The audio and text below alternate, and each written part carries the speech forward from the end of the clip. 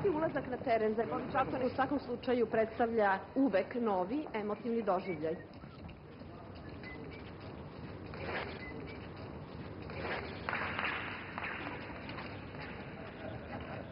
Can I go on the pitch? Go. Hey? Oh, go on. Go on. Hey?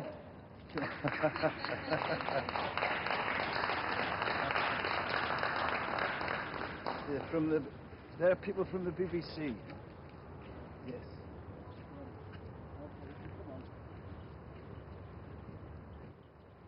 You impressed?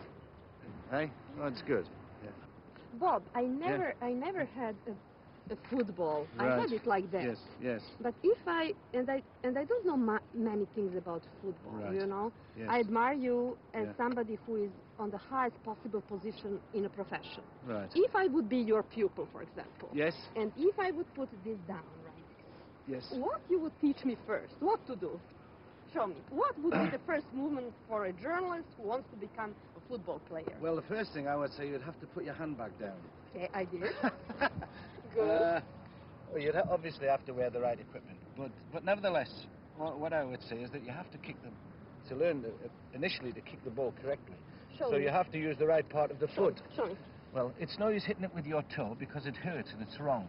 You hit it on the instep, and you hit it through the top of the ball if you want to keep it low, and underneath the ball if you want to hit it high. Yeah, so let me try. But then, just to see. Just like that. Am I hopeless, right? Well, no, I'm not prejudging you. Okay. Right? That's okay. That's okay. But you're not kicking it very far. I'm afraid. If you wanted to kick it very hard, you would have to put your foot a little bit further back. Okay. And swing your foot. Let's do it. Okay.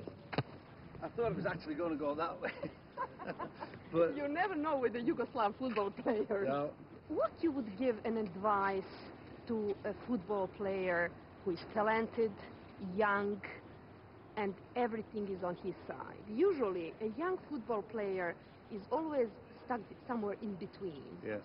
To live his life, to have all the glory, a big money, and to continue to be a professional. Yes. It's a big problem. What you would advise? It's a big problem, but it's a nice problem. If the player's good, what I would suggest is that he obviously listens carefully to people who have seen it all before, and to practice.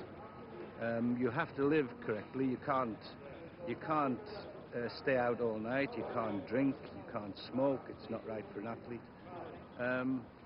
But remember that if you, for whatever reason, don't continue to play, either you don't turn up for the matches, or you get suspended because you kick people and you're given red cards, you're denying the public the opportunity to see you play. And if you really like playing, then you've got to make sure that doesn't happen. But I listened. I had some good people who talked to me very early in my career, and it was not a problem that I had. But I've seen it with lots of young people, especially these days when there's so much media attention given to young people. But if they listen to the right people, then they'll be okay. When you got married? Me, I got married in 1962. How old you were then? 23. I married Norma, my wife. We're still married. We're still very happy. I have two daughters, Suzanne and Andrea. My eldest daughter, Suzanne, is a meteorologist, and she works for the British government and at the BBC at the moment. My youngest daughter is studying physiotherapy. They are both very, very clever girls. They didn't learn it from me. They learned it from my wife, I think. Are you happy? Well, I'm happy at home. My family's doing well. My hobby, which is my football, my team is doing wonderfully well. We have little hiccups now and again, but generally speaking, this is a fantastic club, wonderful club, the greatest club in the world. It's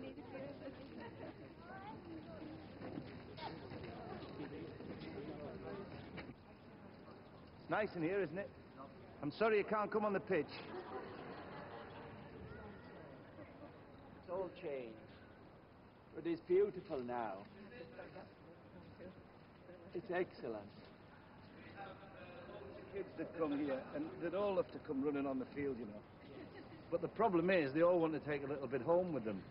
Well, strange you may seem, but I took a bit of a sod from my garden to work, and I said I took it off the ground here, and they believed me. Yeah.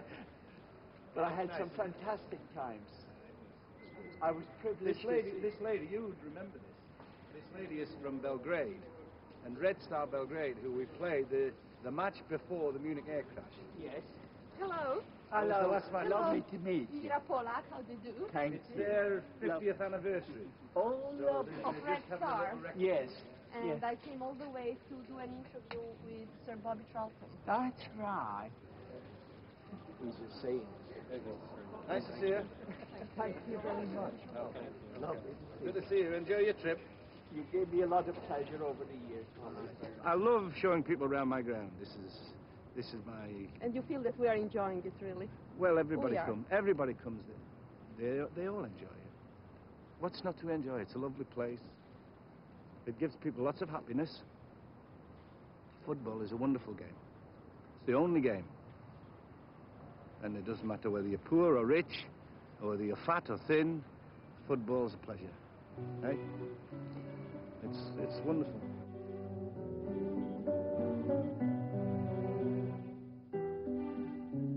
A ono po čemu je najpoznatija Engleska, pored ostalih stvari, naravno je engleska trava. Kažu da postoji pravi recept za englesku travu.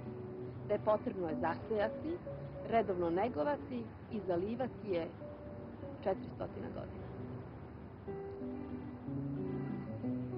Pogledajte.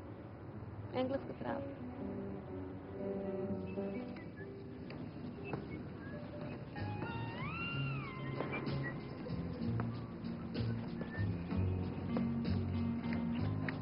Tomorrow this will be full with 45,000 people, all going crazy.